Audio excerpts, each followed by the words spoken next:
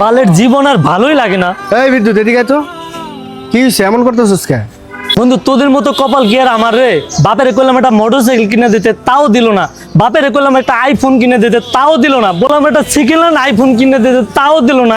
বলছি ঈদ এসে 10,000 টাকা দাও শপিং করার জন্য, তাও দিল না। এরকম ভাব দিয়ে কি করতাম? হ্যাঁ তুই ঠিকই কইছস, এমন ভাব দিয়ে কি করবি? তোর বাপেরে দেখি প্রায় সময় ছিঁড়া জামা কাপড় পরে হাঁটে, কিন্তু তুই যে জামা কাপড়গুলা পরছস কত সুন্দর, কত উন্নত জামা কাপড়। তুই যে জুতাটা পরছস এই জুতাটার দাম কত হইব? কত আর হইব? 2-3 হাজার টাকা হইব। 2-3 হাজার টাকা না? তুই যে ভার্সিটিতে পড়স, তোর ভার্সিটির বেতন কত? কত আর 20,000 টাকা? হ্যাঁ এর লিগেই তো মনে হয় আঙ্কেলে বেশি পরিশ্রম করে।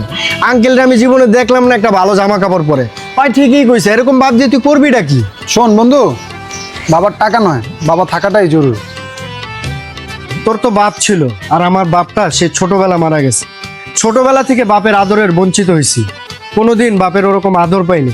কিন্তু তুই দেখ, সবকিছু থাকতো তুই তোর বাপের কদর করতে পারতেছিস না।